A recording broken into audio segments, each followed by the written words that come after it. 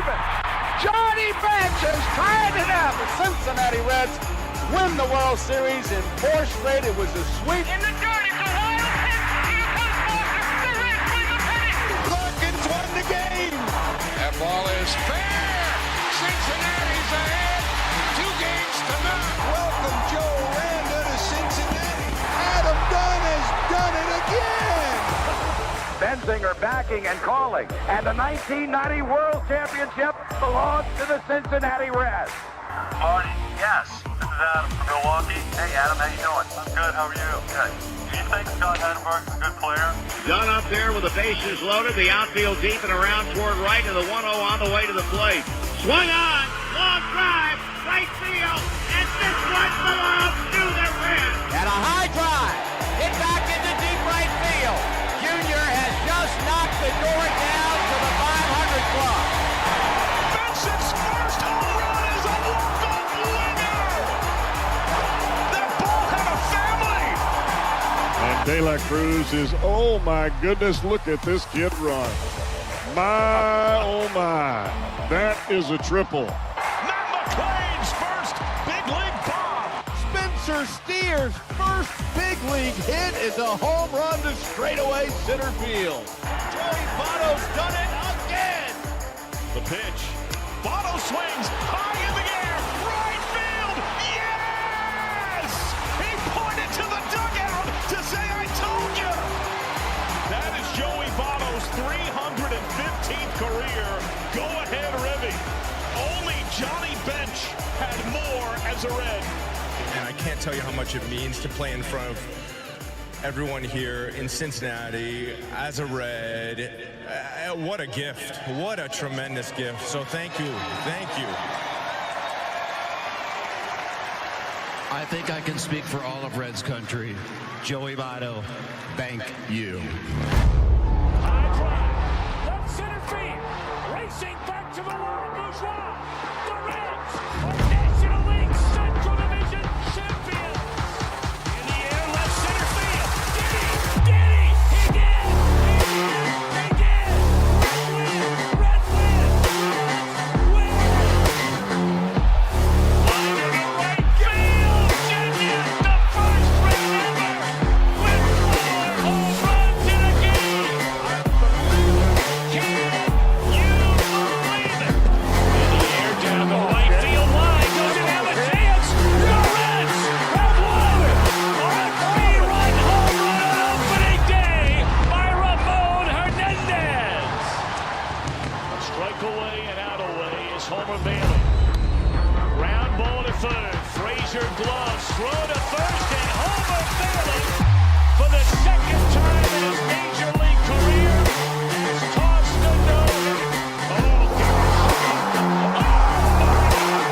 Are you kidding me? Holy Moses, the second player in major league history to hit 7 home runs in the first 10 games.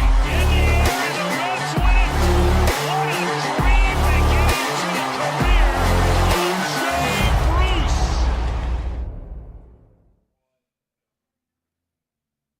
All right, welcome into the Chatterbox pregame show out here at Smoke Justis in Covington, Kentucky. Thank you, first and foremost, thank you to everybody that did show up. I know it's tough on a weekday right after a holiday weekend.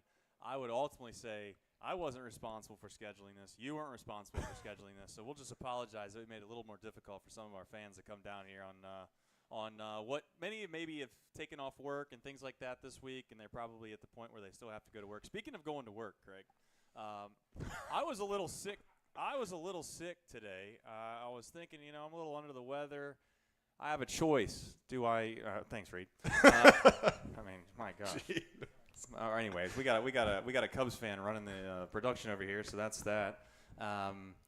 Nonetheless, what I was getting to is, simply put, I decided I was going to show up to work.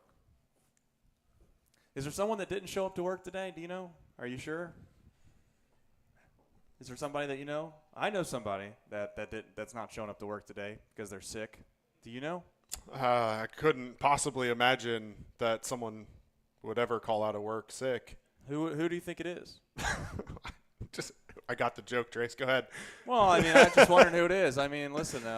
Nick Lodolo? Yeah, it's not that we don't need Nick Lodolo or anything right now. It's probably not that important time of the season. We got plenty of time to catch the Mets. There's really no issue at all to try to make sure that if you do have Reed, you're going to have to make some kind of decision here where either I can hear myself, maybe, I don't know. It keeps going back and forth, but my brain is in a pretzel at this very moment. But nonetheless, I'm going to try to be a pro and fight through it, unlike some other people that are not fighting through tonight. You seem like you're really being a pro right now. Yeah, I know. Calling out your producer in the middle of a show. Well, that's what you do. You have accountability. Have you ever heard of that word around here about Chatterbox Reds? Accountability. Most people have accountability behind the scenes. No, 2025 Chatterbox Reds is about accountability, and so is hopefully the Cincinnati Reds, but that doesn't seem to be the total case once again this year. But nonetheless, Nick Lodolo is scratched. Yeah, news came out just a couple hours ago. Nick Lodolo scratched with an illness, calling out sick today. Right. He does have a newborn baby at home, Trace, and we've all been there before. Yeah. We get it. Daycare, whatever, it happens. But, yeah, in the middle of a playoff race, Nick Lodolo going to phone it in tonight. And the Reds opt to go with Scott Barlow as an opener in a bullpen game rather than maybe calling up Chase Petty or making another decision. They do have some other corresponding moves in order to help with that bullpen game that we'll get to in a little bit. But Nick Lodolo not able to go, Scott Barlow getting the nod instead. I mean, all jokes aside, obviously you'd like to think that Lodolo is extremely sick, which then I guess my question ultimately comes down to is when is he going to be available again? Because if you're as sick as he probably is to not be able to start tonight, is he capable of starting in a few days, and do you trust that? Like, are we talking flu type symptoms to where you can't even quite literally get out of bed, or is this? I don't want to kill the guy, obviously, although I kind of have already. Maybe perhaps he'll be ready in a few days. The bigger question to your point is what's the right move, because you're at a point in the season where you really can't punt any baseball games, right? Like you just can't. There's not enough left. You're so far behind the Mets. You almost have to play. And I know that some may not feel this way, but you almost have to play perfect based off the skill set that I think this team has. And I'm not trying to be overly pessimistic about it, but it's a little bit of a far cry. We got about, call it 60 seconds left on the clock, and we have about 92 yards that we got to go, and we've got about 140 yards worth of offense all game so far. There's the analogy of the day already on Chatterbox Reds. But I guess I understand the philosophy of going Barlow because you think it gives you maybe the best chance to win. How many innings can Barlow go is the question, and then who are gonna use as the long guy? Is it going to be a Martinez? I don't know who it's going to be frank. But ultimately, to your point, you have Petty, who was scheduled to start, I believe, today. Is that what the plan was? Yeah, down in Louisville. So he was scheduled to start today. You could have made the move, and they made a move, oddly enough, to where they had to adjust the 40-man roster. They had to cut or DFA. Joe LaSorsa. Can I call him Buddy LaRosa? You can call him whatever you want. I think that's what his name is to me. But Buddy LaRosa gets cut, and he's got to go on his merry way. So now we got to find ourselves in a spot where I just don't want to limp into the Mets series. That's all. That's really all it comes down to me. Because one way or the other, if you don't win this series against the Blue Jays and you turn around and sweep the Mets, it's better for you than, in my opinion, to win the series and only take 2 of 3 from the Mets, because there's a good chance you're going to pick that game up that you would have lost in the Blue Jay series, even if you lose the next 2 days. They're not sweeping the Tigers. I'm going to go out and say that. The Mets aren't sweeping the Tigers. So you're not going to lose 2 more games over the next 2 days. But I don't know what the perfect solution is. Hopefully we just have guys that wash their hands.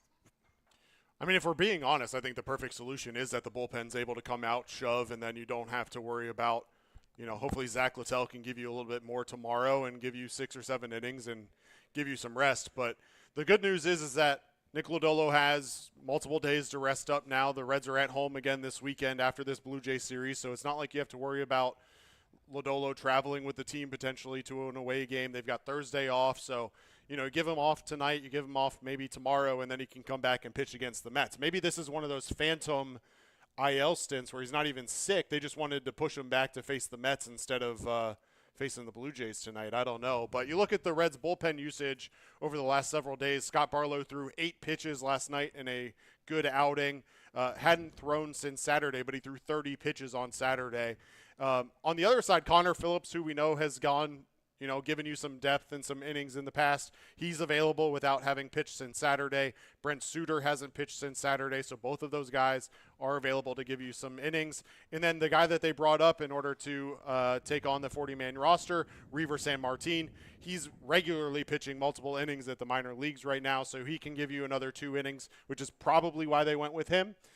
So I think the Reds have an opportunity still, get an inning out of Barlow, get 2 out of Suter, 2 out of Phillips, 2 out of Sanmartin, and then next thing you know, maybe you're turning to Maxwell or to Santillan to nail one down, or maybe Pagan if you still have faith in him after last night.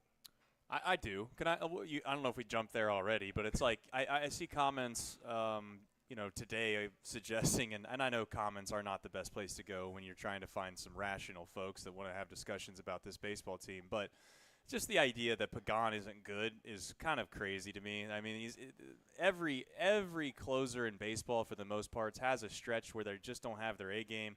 They maybe blow a save or two, or they don't look as sharp. We've seen this with every Reds closer that we've had. I mean, I go back and remember when Aroldis Chapman would load the bases up with 3 straight walks, then strike 3 straight guys out, and everybody would be like upset about it because of just the way the inning transpired. I still trust Pagan. I do. I don't know what other option you have outside of Santillan anyways, and I do think the last 3 outs are different, and we'll see if they do make that switch and Santillan has to take that role. I'd be curious to see if Santillan, I don't want to say struggles, that's not the word that I'm looking for, but maybe the innings aren't going as smoothly as they once did when they were in the 7th and 8th inning. This game is continued to play by humans. I know that sometimes that's easy to lose track of, but I do think the last 3 outs are different. I do. No one's going to be able to convince me otherwise. I know that you can't maybe put some exact number to it in regards to how much pressure it is or how much of an effect it would have on your overall statistics if you weren't the closer. But I still do trust Pagan. Backtracking into tonight versus tomorrow, I think if you asked most reasonable Reds fans, if you guaranteed us right now that we could split the next 2 days, we would take that, and then we would just move into the Mets series completely fresh and healthy. So I guess that's what I would say to you as well. From a bullpen perspective, if you are capable of winning today, then tomorrow you do punt in a way. Like you're not really going to push the envelope tomorrow in any facet of running a bunch of guys out there, and you still might win. Heaven forbid the offense scores like 12, 13 runs in a game, and you don't have to worry about any of this. That would be nice, but I'm guessing that's probably not going to be the case. It's going to be 2-1 in the 6th or 7th inning, and we're going to be overly anxious about pretty much every single pitch is what my guess will be. But, yeah, I guess they're going to have to make an executive decision at some point in this game whether they're going to truly go for it, or if they're going to just let I'm not trying to be disrespectful to Zuleta or Suter's been good too. Suter's been great, so I'm not trying to be disrespectful to him, but you might let Suter go out and throw 5 innings tonight because you just inevitably know you're down 3 runs to start, and you're ready to try to find a way to win tomorrow. Now, I have said if you're a fan of Fangraphs, and I know I made a joke of this on the show the other night, they don't really love tomorrow's opportunity against the Blue Jays if you're a Reds fan. And again, I know Bieber's just coming back. He's not been maybe the guy that the Fangraphs believes that he is. But once again, I would argue that of the 2 days that we were supposed to win, tonight was supposed to be the game that we had a good chance of winning. And we'll see if that changes significantly now. I'd be curious to know. We have plenty of people in here. Has the books changed significantly from an odds perspective on the game line? Like, has that changed significantly or not? Because if it has, well, then I think you have your answer in front of you. If it doesn't, then maybe they're not valuing the Nick Lodolo start as much as I am. Well, we can pull that up pretty quickly. Toronto is favored tonight now, minus 130 on the money line, at least according to ESPN Bet. I think no free ads. Of course. No free ads. Sorry. Yeah. Emilio Pagan, we talked about him. He had gone 4 straight starts without allowing a run, gave up 4 runs in all of August. You turn to the the calendar to September, and obviously he doesn't have a great night last night and gave up 3 runs and almost matched his entire total of August. So, it's a rough night for him, and certainly I think most times managers tend to go right back to their guy after they struggle. And so I wouldn't be surprised if that's what happens again tonight. If the Reds do have a lead, Emilio Pagan getting that ball again in the 9th for a close opportunity. But you mentioned Tony Santillan, and, he's pitched more than any other Reds reliever this year. He's at 63 innings pitched already.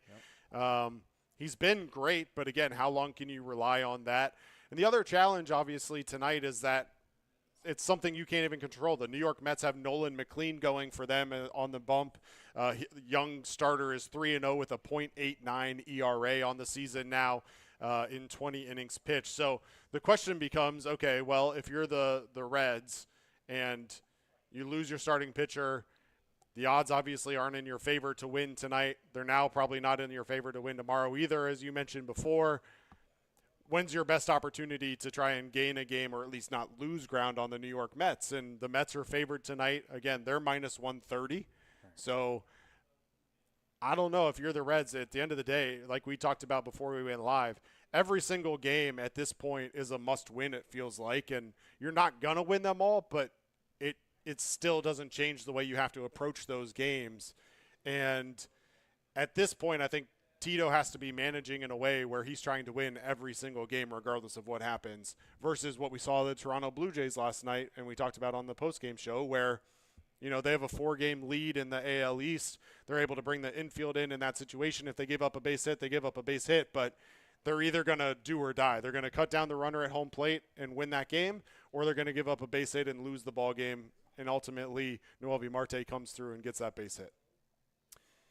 Yeah, I mean every game is a must-win game, but at the same time, you got to kind of try to be realistic here and say, okay, if the next 2 days, which of the two is going to be the better opportunity to try to go and use, I guess, what we would call the high leverage arms that we have in this bullpen. To be frank, they've already kind of tipped their hand a little bit with this, in my opinion, because they're starting Barlow. Barlow, like it or not, whether his name rings a bell or it doesn't ring a bell to many of the other fans in Major League Baseball, he's one of the few guys that I genuinely do trust that when he comes into a game, and I think he's going to get the job done. Now, ultimately, having said that, bullpens are fickle. They're always going to be fickle, and you're never, unless you have some superstar, and to be fair, with the smaller market and the franchise that we are fans of, there's probably a pretty high likelihood that we're not going to have some 10 to 15-year veteran reliever that's in his prime that we are always going to feel like it's going to be nails. We're going to always be relying on the Santillans, the Barlows, Pagans of the world. You go back and you start to think of the Fernando Cruzes, and that's who we are. That's what this bullpen's always going to be. They're going to go for it tonight.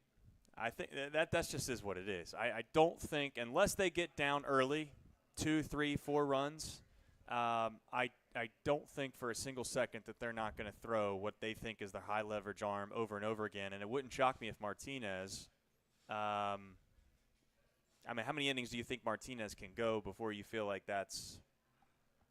you're pushing your luck? I mean, you could say 6 or 7 to me. I think that's realistic. And if he's able to do that, well, then he's worth $20-something million. Now, I don't want to go down that path either, and I don't want to sit here and say that, at some point you got to play to up what the franchise has paid you.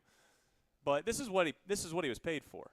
I mean, you don't make $20 million in this town unless you're doing something that is of high value. And saving a bullpen right before a huge series and also helping your team secure a win would be exactly what you signed him for. I don't know when he's going to come in. I don't know how many innings it's going to be, but you'd like to think that it would be soon. It almost feels like Tito's going to play the first couple innings to win at all costs. And if it goes to his benefit and they have a lead, then maybe he goes to Martinez. And if they don't have the lead for some reason, or the game gets out of hand with Barlow at the start, then you turn to Suter. But to your point, if it wasn't a game where you were going to try and go all out to win, you're probably not starting Scott Barlow. You're starting Brent Suter. You're starting one of these other guys that you just don't trust. You're calling up Chase Petty. But instead, you're going with Scott Barlow, who has been Tito's right-hand guy basically all year in terms of coming out of the bullpen in base, runners on base situations, getting out of a jam. He did it again last night. Nick Martinez threw 2 days ago, but he only threw one third of an inning. So he's definitely fresh. He's ready to go if they do decide to go to him, which I would imagine you get Barlow through the first inning or two, depending on how many pitches he throws, and then you can turn to Nick Martinez to come in maybe the third or fourth inning and hopefully get you through the seventh or so to be able to hand it over to the back end of your bullpen in the Santillan and Pagan type of mold. Why Barlow instead of Martinez to start to begin with, I wonder, and I'm sure that it's there could be some analytical reason that they know that based off of the previous history with the top three guys in their lineup, they have a difficult time facing like the sweeper that perhaps Barlow does throw. That makes maybe the most sense, but to your point, Martinez is going to be the guy that's going to carry the load in this game if they're going to be able to save their bullpen and win. Now, there's always a weird chance that they go down 3 or 4 runs at the beginning, and I'll give Suter some credit. There's a small chance that Suter shoves for like 5 innings. I mean, it's possible. So I'm not saying that if they go down 2 or 3 runs early that it's completely over, they have no chance. But they're certainly going to make a decision on what they're going to do with their bullpen moving forward with that game. Because the last thing, and I mean I'm genuinely saying this, the last thing that you can do here is you can't go out there and find yourself basically putting all your high leverage guys today, go to extra innings and something crazy happens and you don't find a way to win. And then all of a sudden tomorrow you find yourself in another close game. You're in a spot where, like you just said, every game is going to be must win. You're going to then push all of your high leverages, all your high leverage guys once again. So they're going to be 3 days in a row, and you're going to go into the Mets series with like a relatively not depleted. That wouldn't be the right word because it should be all hands on deck. You'd like to think it's all hands on deck. Now again, I don't know how sick our starter is, but I'd like to think that if he was, unless he's on his bed right now with sweats and you can't possibly think about getting up, I would understand that. But outside of that, from an illness perspective, I'd like to think it's all hands on deck no matter what. You just can't miss. Like this is, you got, 3.5 weeks left in the season. Starting pitching is quite literally the one thing that this team has been able to hang their hat on. And to be fair, I know I'm a little tongue-in-cheek here with this. I understand that someone's going to in the comments and certainly DM me and be like, you really want a guy that's sick trying to go out and throw the ball? Have you seen all of that? Yeah, I know. I've seen plenty of players try to play through injury this year, and they've not played very well. And maybe they haven't played well because they're not good enough players, but we give them an excuse and say they're hurt, and that's why we say that they're not playing well, which seems to be something we do with this team as well. But point is it'll be interesting to see how the game goes. It's put it this way. Of all of the games that you've watched over the recent, call it month, the first 3 innings of this game are probably the most important 3 innings that you've watched in quite some time based off of the way that they might manage it moving forward. Although with Tito at times, to be fair, it's a little bit of a wild card on how we go about managing at times too. So we shall see. I don't know. Your overall thoughts, if any, on any of the guys that you have that you actually would say you would consider them to come in a relatively tight game and trust them? I mean, I'm looking at the list. Yeah, that's the tough part, right? And I think that's why he went with Scott Barlow is because he trusts him, right? So, again, to what I said before, this game could be won or lost in the first 3 innings. And so what you don't want to do is give it to Brent Suter and lose it in the first 3 innings. You'd much rather put your best foot forward. But you look at the bullpen and the availability. I mean, Barlow threw yesterday minimum, but 30 pitches on Saturday. Santillan's thrown each of the last 2 days. He's at 32 pitches over the last 2 days. Emilio Pagan now up to 31 pitches in the last 2 days. The rest of your bullpen is healthy, but it's guys like Zach Maxwell who you're worried about walking guys, Connor Phillips who you're worried about walking guys, Suter who you're worrying about getting smacked all over the ballpark, and Zulueta who you don't really know what you have because he's only been up here for 1 game this year. But, I think ultimately what we said is exactly what it has to be, is that this is a must-win game. You've got your lineup already put out there, and the question is, when did we know that Lodolo wasn't available, right? Because if it was later when they announced it, and I don't remember exactly they announced it 2 hours ago, so around 3:30. Yep. At that point, are you going to ask Chase Petty to make the drive up from Louisville, take the mound on limited warm-up or whatever amount of time that you had? Yeah, I think we would deem that as unfair to Chase Petty. Yeah.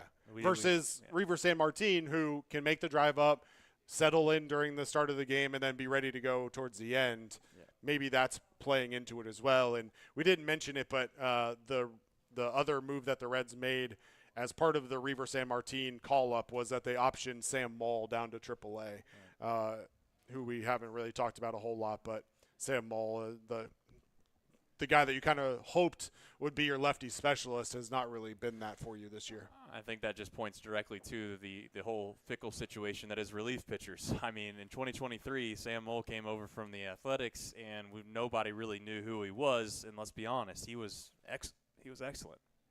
And since he's gotten hurt, he's been really a non-factor for this baseball team since then.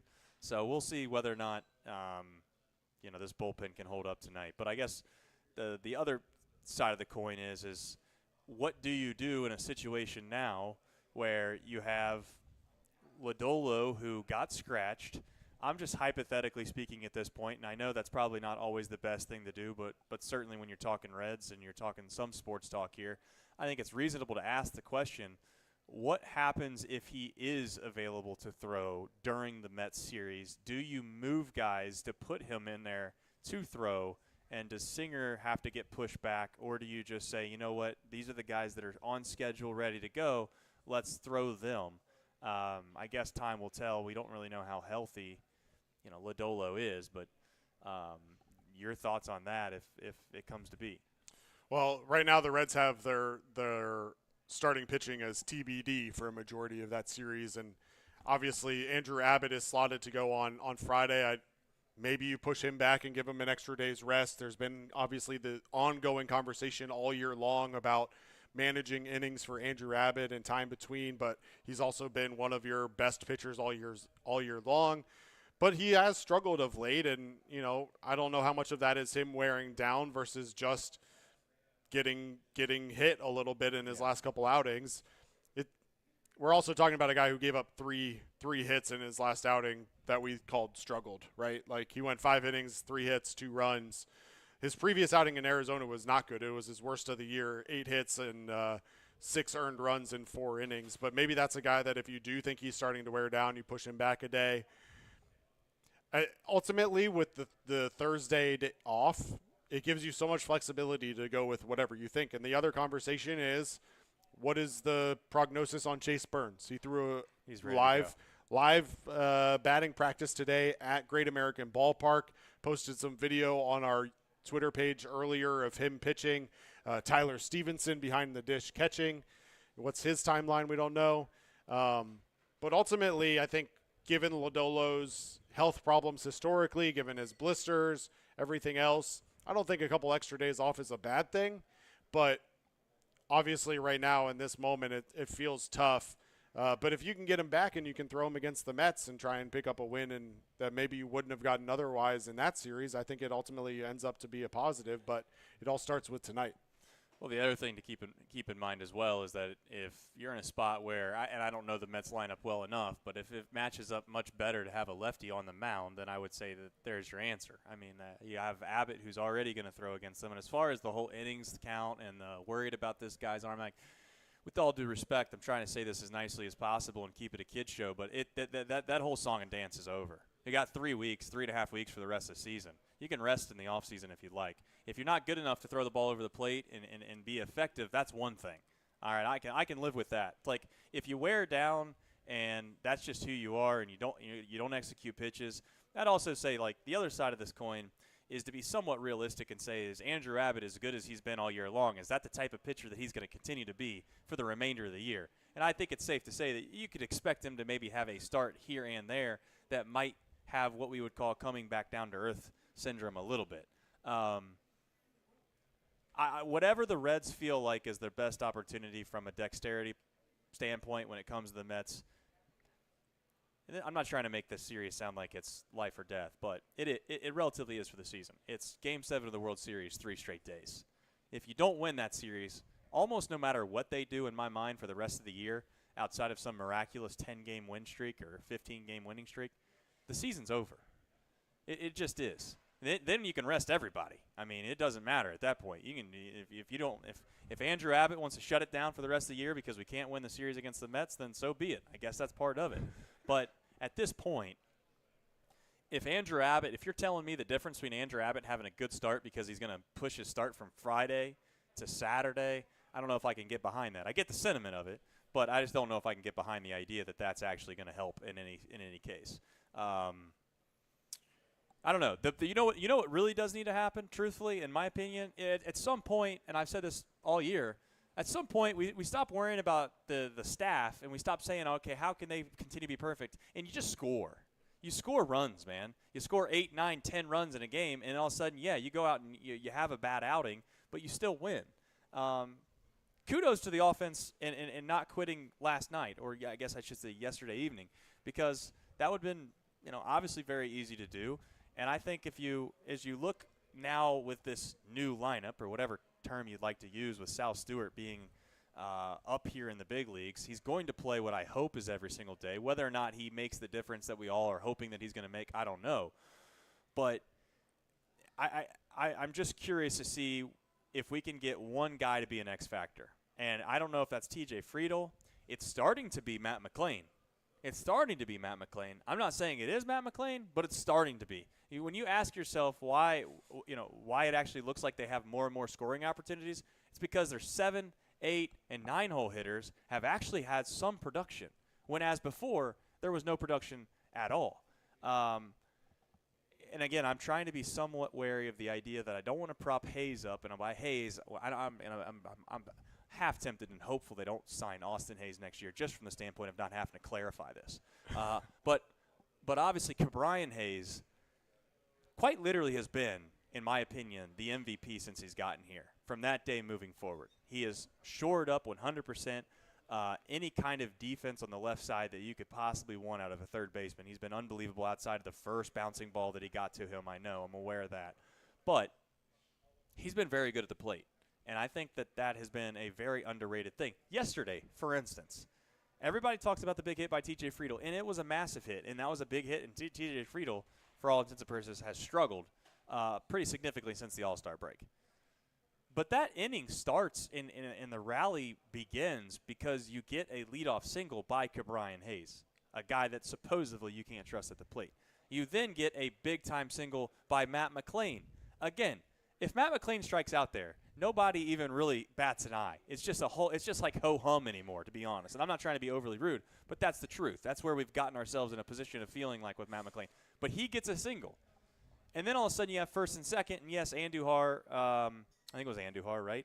Andujar popped out before McLain. Before McLain. But Andujar obviously gets out in between McLain and Ke'Bryan Hayes, and then you get the big double. What was a double, I guess. It was still a double. It was a double. It was a not as big as it should have been. Bases clearing double, which would have been by TJ Friedl. That I think is the bigger answer. And I don't know whether it's going to come from one or two guys or if it's going to be a collective effort, and I'll say it one last time. And I know that Kirby's not here to defend his man, and I don't want to sit here and talk bad about him. But Elly De La Cruz is going to have to be – he's going to have to be excellent. I don't want to continue to say he's superstar or anything like, because at the end it just turns into a fight, and everybody's like, well, he's not a superstar. I don't really care, okay? I'm not here to argue that. I'm just saying he's got to be one of the best players on this team for the remainder of the year for them to have any chance. And whatever you make of that, go for it. And that's both defensively and offensively, especially if you're going to continue to put him in the 3-hole, especially. And I'm not saying that's a debate for another day. I'm not saying that's his fault or he's put there. But, a home run would be cool. That's all. Home run would be cool. And it's been surprising that Ke'Bryan Hayes has actually been contributing to that home run total since he came over. Yeah. Only 2 home runs in Pittsburgh in the 100-plus games that he played with them. In 29 now with Cincinnati, he already has eclipsed that total with 3. In OPS since he's gotten to Cincinnati of 796. He's given the Reds a whole lot more than anyone could have asked for. And I don't think we can go much longer without talking about the big news of yesterday, and that is Sal Stewart. Yep. And I think obviously we have the fact that he got a base hit in his first major league at-bat, and that was a really cool moment. And we had the interview with his family, and that was really cool. But what I said, I think it was literally the day before they called up Sal Stewart, was that this team from a personality standpoint, just feels so much different than it did the previous year in terms of the energy and the enthusiasm. And it just felt like they were there just playing baseball. And I don't know if that was from Tito or just the season or what it was, but Sal Stewart coming in and immediately injecting a little bit of life and a little bit of energy into this team feels much needed. And you saw it in terms of what he did in his first at-bat, not only with the base hit, but then scoring from second on that base hit later on, really kind of firing up the dugout and getting guys ready to go. So I felt like that was a big moment, and just what he's going to be able to bring from an energy perspective compared to what the Reds have had over the course of this season. For him to come in, get a single, and then to score on a double from Ke'Bryan Hayes just shows kind of the mentality that he has coming into this opportunity. And you mentioned it. He's got to play every day. He's starting again tonight at first base. Spencer Steer, it was announced yesterday that he's been kind of nursing a little bit of a leg injury along with like 5 other Reds. But they did pull Sal last night early as a defensive replacement for Spencer Steer. I'll say unfortunately, but what it meant is that Spencer Steer ended up getting an at-bat that could have gone to Sal Stewart otherwise. Spencer Steer was 0 for 1 in his opportunities. That I'm not saying that anything would have changed if that was Sal Stewart in that situation or not, but, you know, you've got Will Benson on base in that situation and could have had Sal Stewart come into bat, but instead Spencer Steer's up and wasn't able to come through in the moment. I think the bigger storyline, to be quite frank, is whether or not, and this is a big ball of wax here, and I really don't. I try to be as real as I can on this show. I don't take narratives. I don't try to sit here and like push some agenda because I want to make controversy or anything like that. I really don't read into what Tito says in the post-game press conferences all that much. And I really also have said 1,000 times over, the Chris Valaika thing and everybody being so frustrated by him and whether he's good or bad or indifferent, and this is the reason our offense is struggling is because this guy and look what he did in Cleveland and all that nonsense. I got news for you. As I said before, if Chris Valaika managed a team that was basically practically the NL All-Stars and they got to play the regular season against regular teams, I'm fairly confident that Chris Valaika probably would have a pretty good offense if they had a bunch of All-Stars on their team. That's not what they have. Having said that, though, I for the first time all year, I think that I was a little concerned that Tito was actually saying out loud in a post-game press conference that he was trying to get the attention of a kid making his first major league at-bat. He has a guy in scoring position with nobody out, and his main focus in wanting to get his attention was to try to make sure that he could move the guy over. Now, this is Smoke Justis. If I was in my basement and we had my studio, I'd probably go and we'd start making a big ruckus of this right now, and I'd probably get a little upset. But there's no way in the world that that's a real thought. It's the second inning of a game, dude. It's nothing to nothing. It's not like this is the 10th inning you're facing Randy Johnson and you've not gotten a hit in 6 innings. I mean, that would make logical sense. But this whole notion of like, and again, I'm not Nick is obviously anti-bunt. I don't know where you're at on that. I'm not even trying to get into that. There are times and places for all of the things that happen in baseball to be used in certain spots that make sense to me. Like, you can't tell me that a bunt never makes sense. You can't tell me that bunting in every spot where you have a guy on first and second makes sense. There's a lot of gray in this game, which makes it great. But the notion that we even had the thought to ask a kid in his first big league at-bat to worry about hitting the ball to the right side to try to make sure you get the guy, he got a single. He scored the run. It caused a big inning. And the crazy thing about that whole situation is Ke'Bryan Hayes got a big double, and he ended up getting to third base. And he gets on third base with nobody out. And guess what this offense does? They don't score him. And they don't score the guy from third base not just one time in the game. They do it twice. You know why? Because if we get down to the nuts and bolts of this, there's not a lot of great hitters on this team. There's just not. The scoring opportunities are going to come few and far between more times than not for this offense. So when you do get yourself into a scoring opportunity, we've got to stop shooting ourselves in the foot, man. We've got to stop worrying about, oh, we got to make sure that we get this guy over to third base with one out and then we get him in with the sacrifice fly. It's just not – I get the sentiment, I understand where Tito's coming from to a certain extent, but the idea that he had the audacity to say that in a post-game press conference is a bit concerning to me. And I'm not a guy that usually gets his feathers ruffled about things that are said in a post-game press conference, because I think that more times than not it's just it's some kind of shtick that you say to the media to get yourself out of whatever question you're trying to get out of. That was a bit concerning because it was kind of unprompted. He didn't even have to say that. Anyways. Yeah, I mean, we were talking about a 0-0 ball game in the second inning at that point. You had mentioned Gavin Lux started the inning with a double, and then you get Sal Stewart up, and you're going to worry about trying to tell him to move the runner over. And first of all, we've talked about this all year long. Tito's so worried about getting a run across because this offense has been so anemic that fair. He's not just letting them go and play baseball. And if any moment in the entire season you're going to let a guy go play baseball, it's when he's making his MLB debut.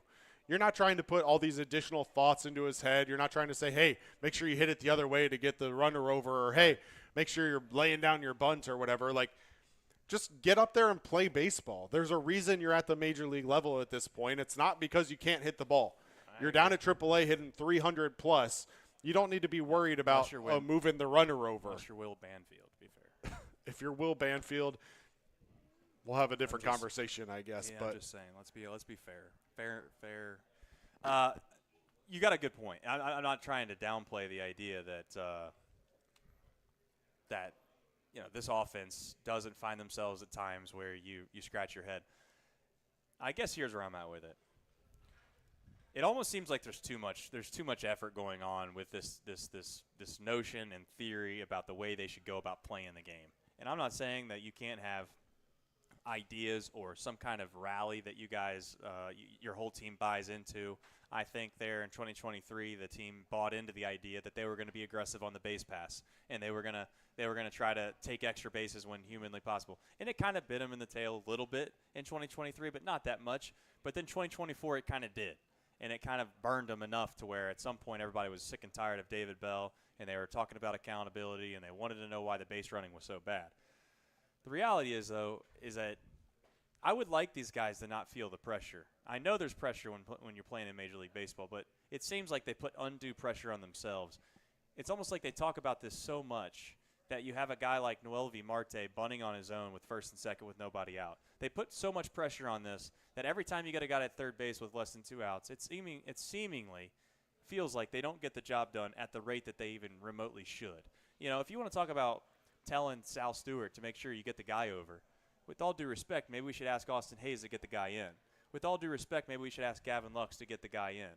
We don't do those things. So a long-winded way of me saying that I'm not totally thrilled about maybe the mindset and the culture right now around this offensive team, but we can sit here and slice it however we want. They're going to have to step up at some point over the next week in a way in which they win us a baseball game that we weren't supposed to win, and we wouldn't have won most of the year because our offense wasn't good enough. So we'll see. Well, there are a couple of things.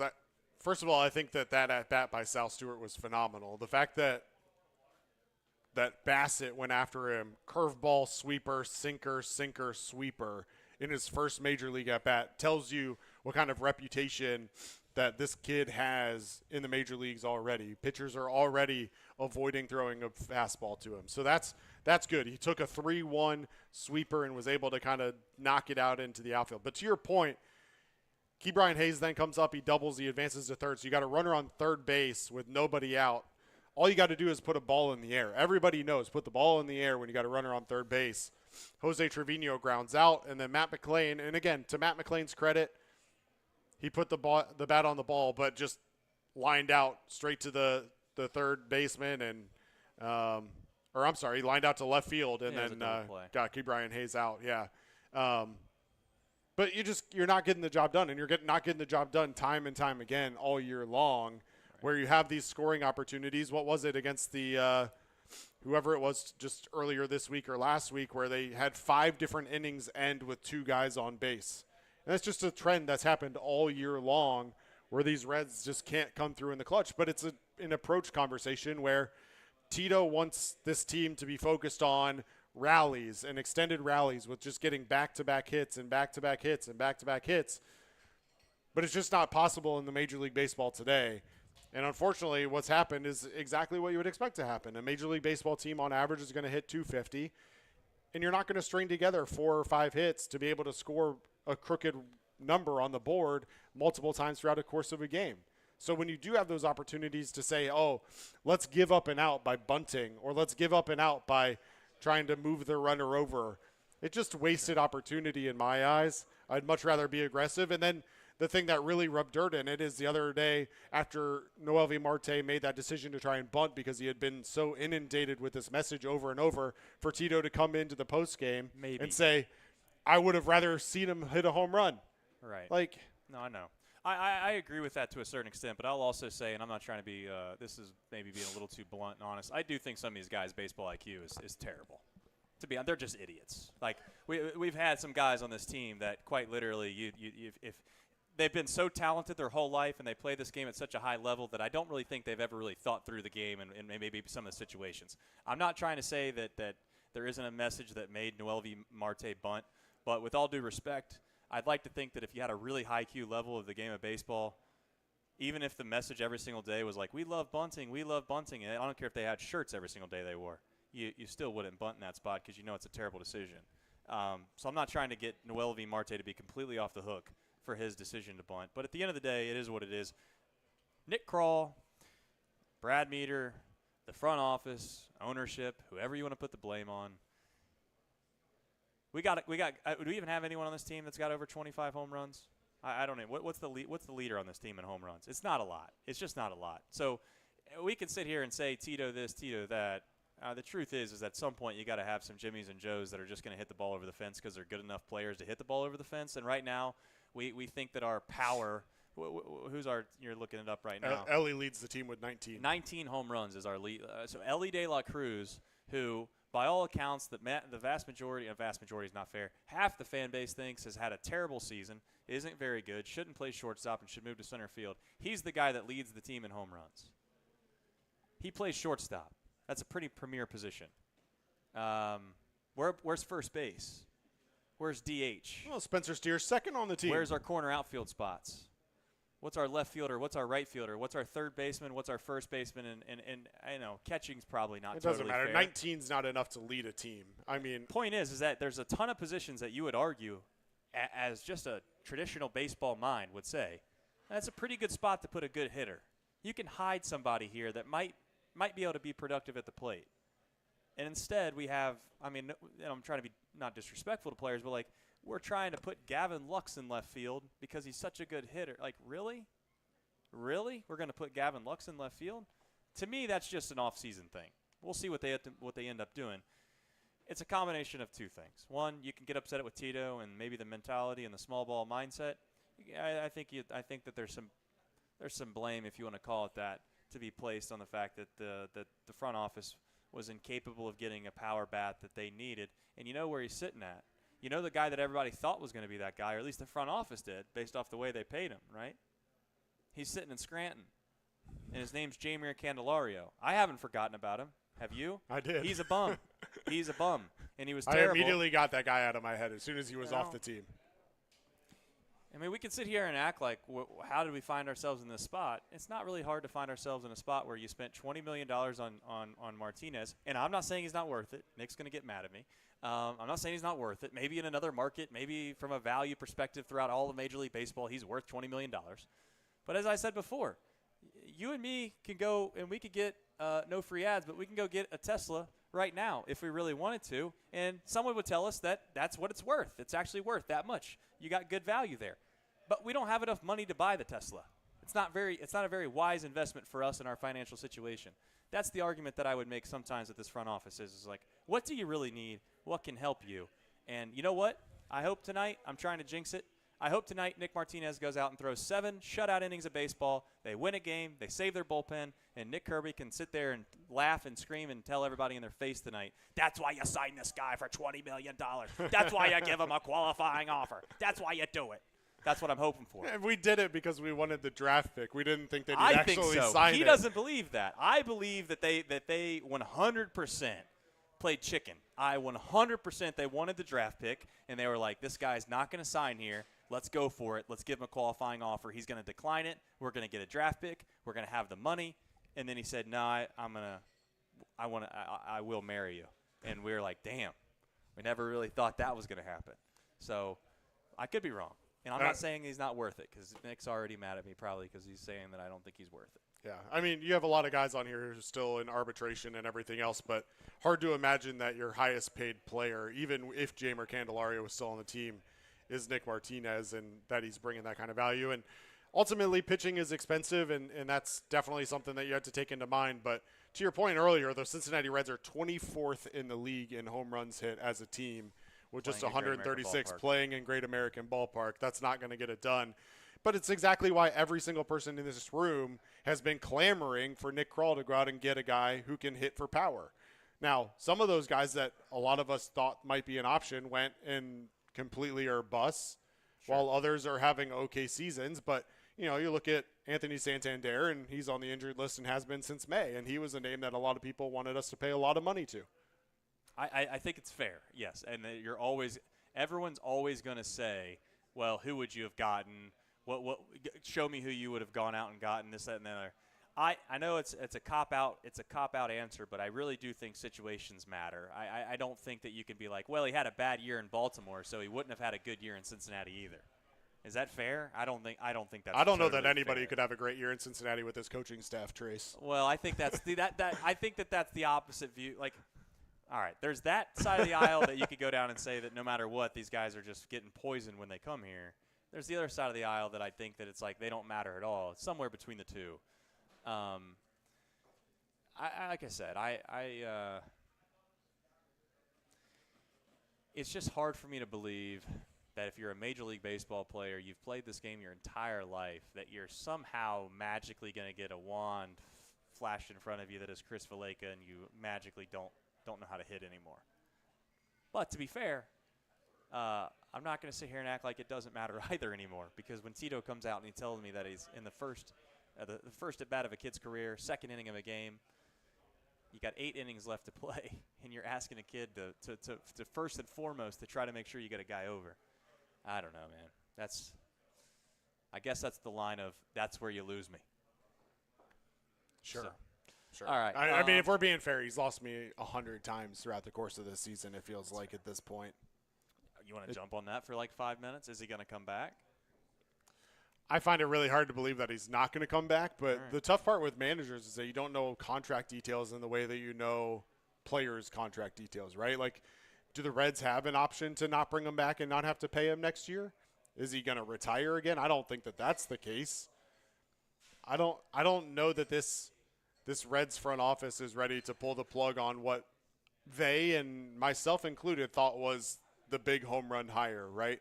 I don't think, though, that coming into it, when we first hired him and we got all excited when we went on that late night podcast and we were all talking about how excited we were, I don't know that I realized just how old school he really is. And he's shown it throughout the entire year in so many different decisions that he's still playing baseball in 1995. He's not playing in 2025. And that's been the difficult part for me, is that we're in a new era of baseball with so many more analytics and so much more data to be able to make decisions, but he's still playing with his brain and trying to play with his heart. And he's just making decisions that don't necessarily make sense in today's day and age. Back in 1995, yeah, maybe you could get away with the sacrifice bunts and the hitting the guys over and the focus on just getting base hits. But nowadays, I don't think that that's something that can be a focus of a major league manager and expect to be successful. I'll play devil's advocate just for the fun of the show, and I think there's some semblance of truth in this as well, is that Vegas usually isn't wrong. I mean, Vegas kind of knows pretty well as how things go more times than not. Vegas had this team winning 70, 78. But was that before or after they hired games. Tito?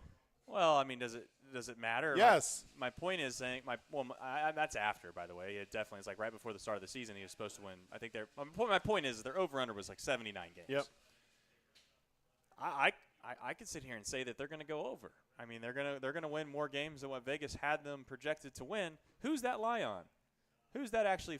Who foots that bill? When you put out a roster that's supposed to be a 79-win team, I'd venture to say that's probably more along the lines of the front office and the roster build and what you have.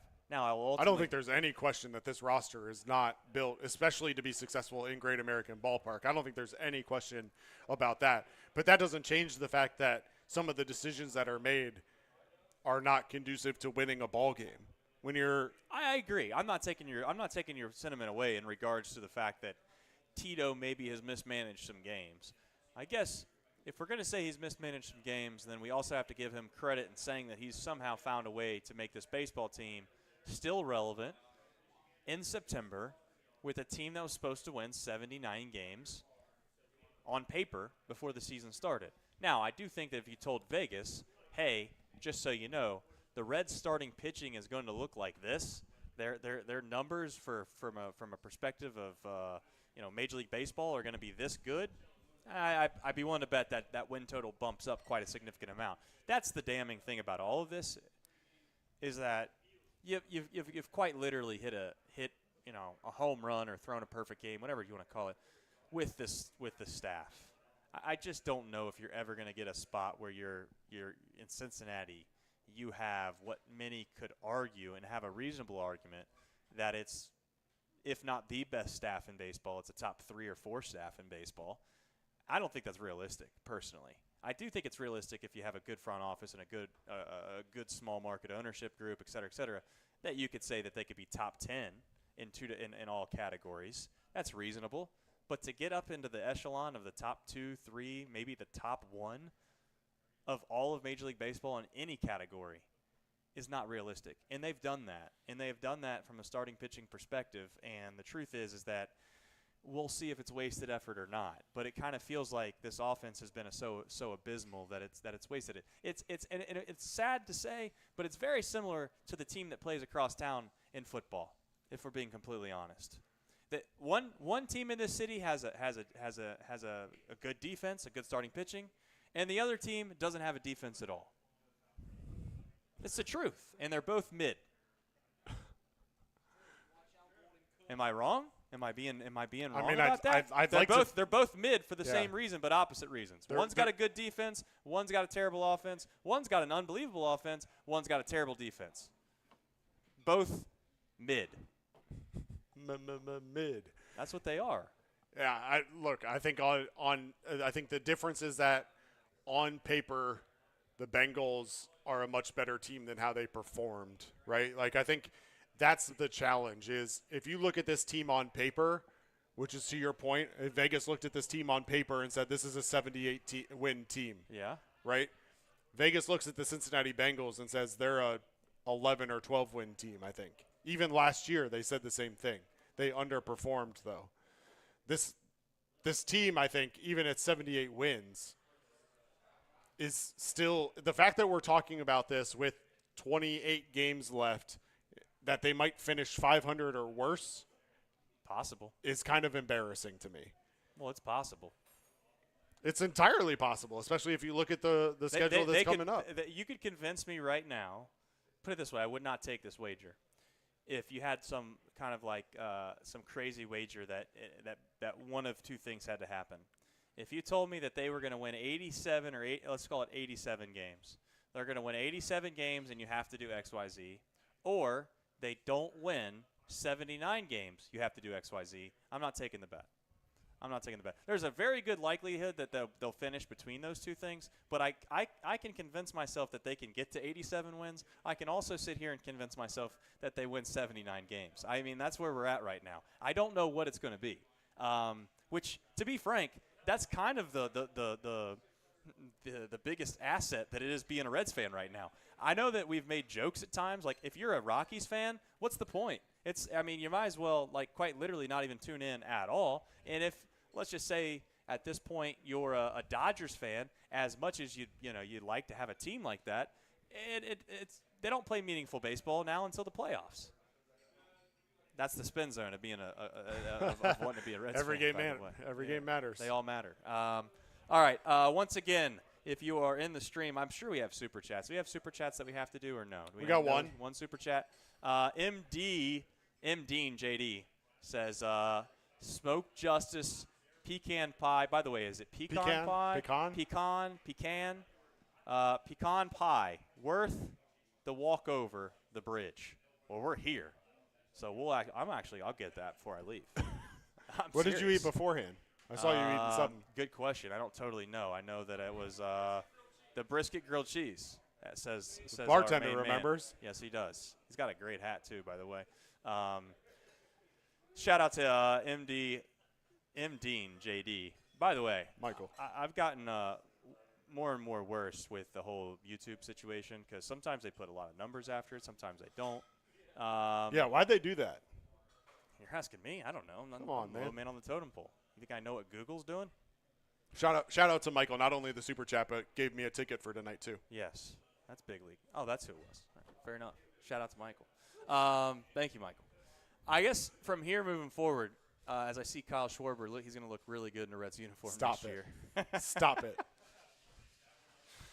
You don't think it's possible? Because he's gonna hit 50 home runs this year and garner a $25 to $30 million a year contract, and the Cincinnati Reds are not going to give him that. Stop it.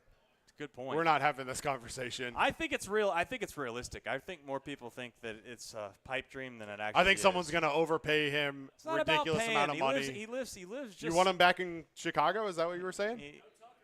He lives. Lives. No Tucker. He lives right outside of Middletown. He's grown up here his whole life. He was a Reds fan his whole life until obviously he gets drafted. I was holding out hope that Kyle Schwarber would have a mid-season. He'd want to come to Great American Ballpark, resurrect, have a 1 or 2 year contract, and then be able to go out and make that $35 million contract. Instead, he just had a 50 home run season, and he's going to do it himself without Great American Ballpark. So yeah, he doesn't need the Reds anymore. He does need the Reds. He does need the Reds. You know, I think that there is something poetic about coming back to your hometown team and getting them over the proverbial hump. That would be nice. And in fact, if Kyle's watching, which I know he probably will be, you're the pride of Middletown. You're a guy that lives right outside the city. You've been a Reds fan your whole life. You're still a Reds fan. In fact, if Kyle Schwarber was watching the playoffs and the Reds weren't playing the Phillies, who's he rooting for?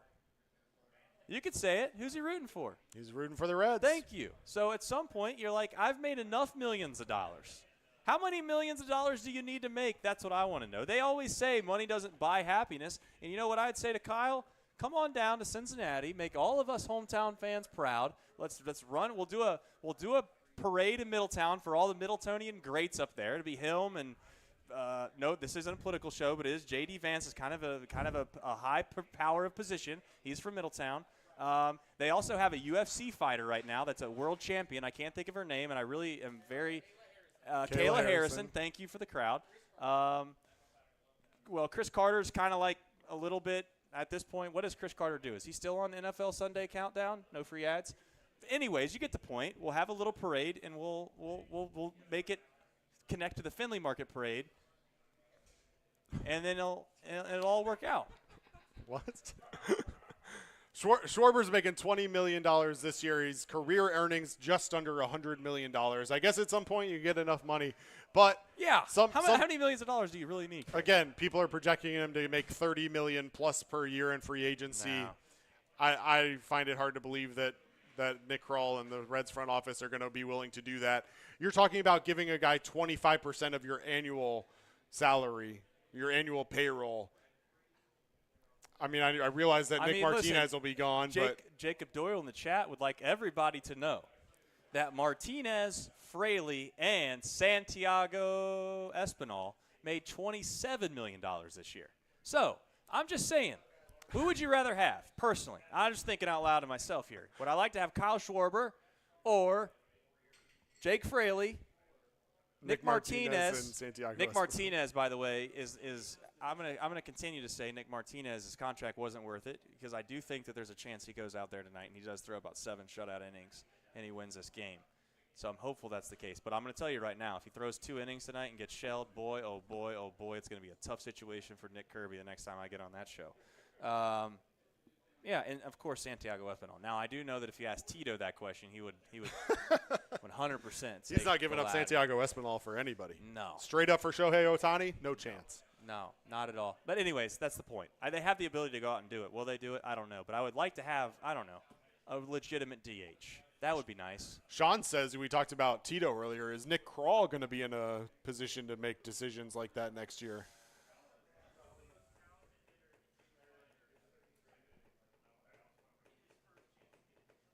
I think he is, yeah.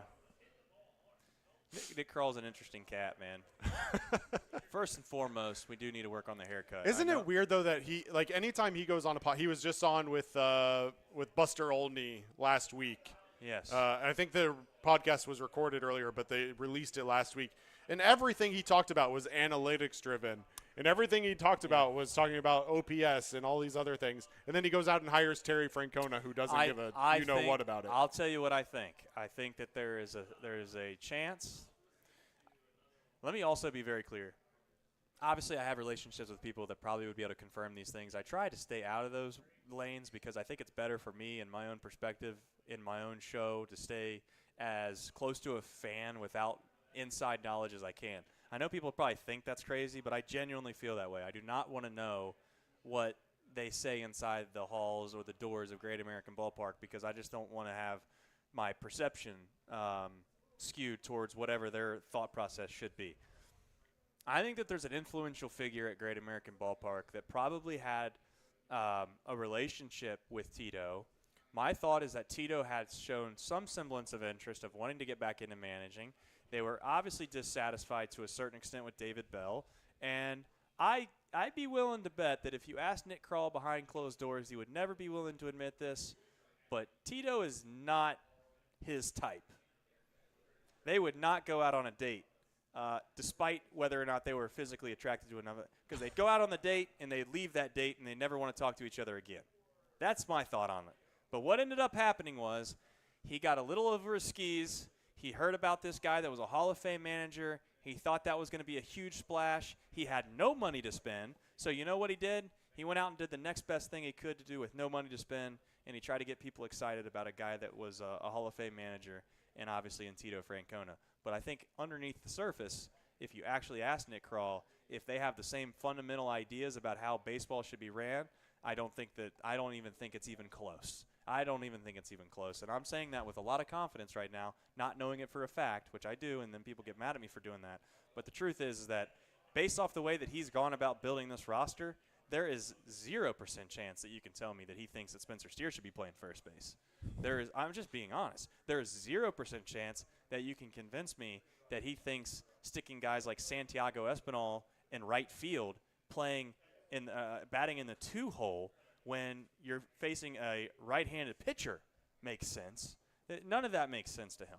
Now, I'll also say I think it's fair to give some Tito some credit. If you take one look at Nick Krall and you have the pedigree of Tito Francona, I think it's fair to say that what the hell does this guy know? Look at it. Now, I know that's disrespectful to a certain extent, but to be honest, one guy's done a lot of things in baseball.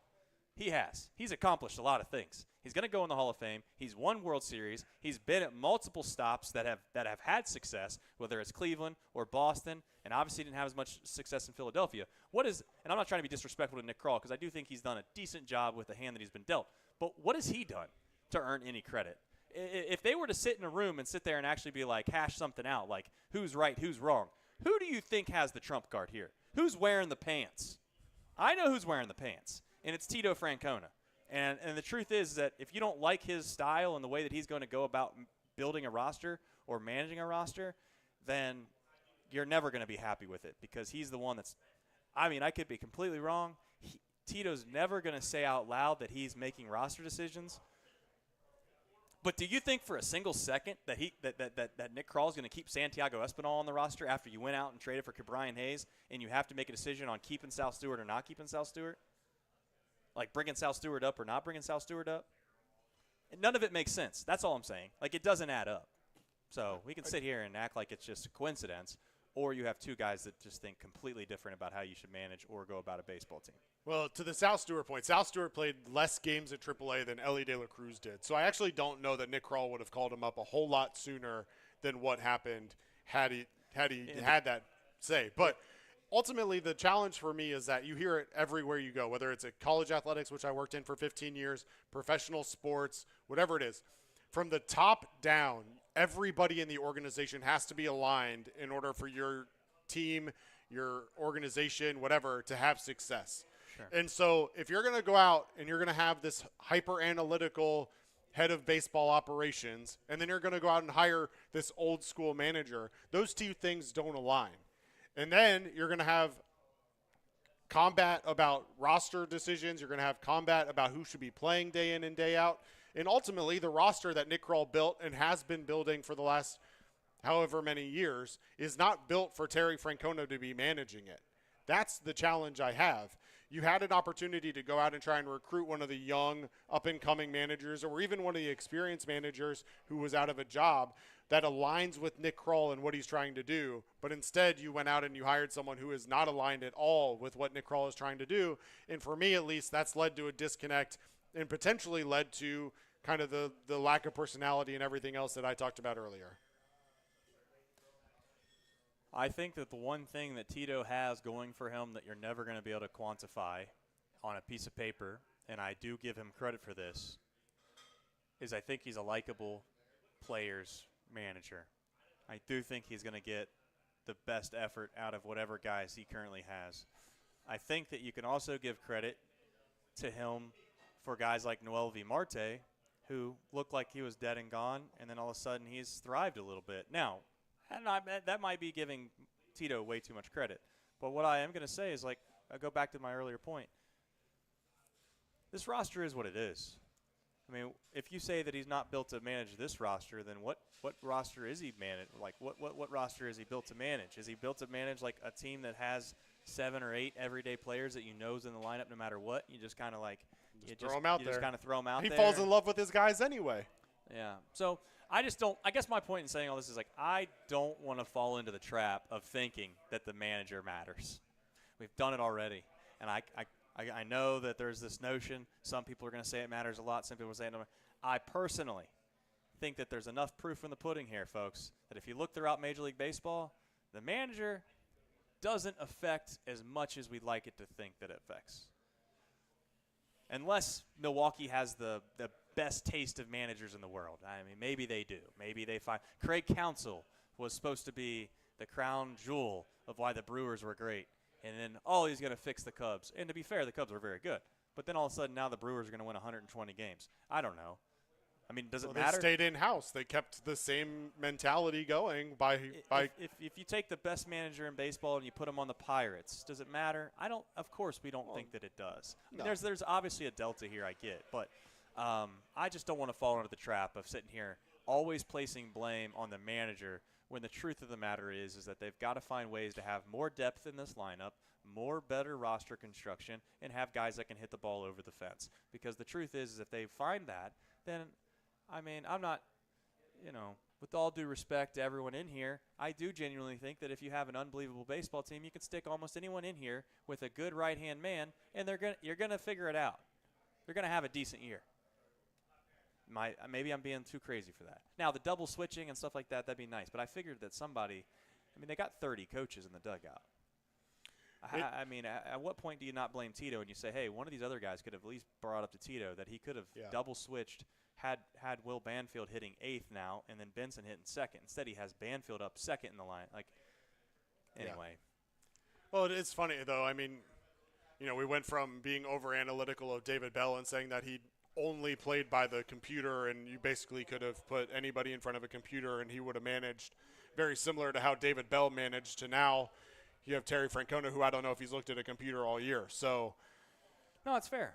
Two very different approaches, and it's just interesting that Nick Krall made that decision. And maybe Nick Krall didn't make the decision. Maybe that's the other thing that we're not taking into consideration. That's a fair point. He said in interviews that him and Bob Castellini went around and met with Tito. So maybe Bob made the decision, and maybe that's why we have Tito as a manager, and Nick Krall wasn't on board with it. We don't know. It's the best point you've made all show. You just waited till the last 5 minutes of the show to make it. That's right. Leave with a bang. That's the only part they're going to remember is that segment. Point. Everything else That's out the other ear. They don't remember how you. What's the saying? They don't remember what you said. They just remember how you made them feel. How you made them feel. That's all they care about. All right. Well, for all those that obviously came out to Smoke Justis, we're going to get off here and we're going to say hi, and we're going to many of us perhaps walk over to the game together. But thank you to Smoke Justis first and foremost for obviously hosting us, but secondarily for sponsoring our small business, our show, Chatterbox Sports. For those that obviously here have not heard about it and or seen it, we are a digital content creation company that focuses on Cincinnati sports, trying to do our best to be entertaining, but more importantly, probably insightful, and bring what I would consider a community more together than anything. So for all the people that are in chat, hit the like button if you haven't already. And, of course, as always, go Reds. There will be a post-game show right after the game, starting in the 9th inning. I know many of you, everybody for the most part, knows that already. But in case you don't, we will be live in the 9th inning. It's going to be Mike and Nick taking care of the post-game show. But for all of us here at Smoke Justis, I want to say thank you for being here, and more importantly, thank you for watching the show. Go Reds, and we'll watch Nick Martinez shove tonight. Take care, everybody.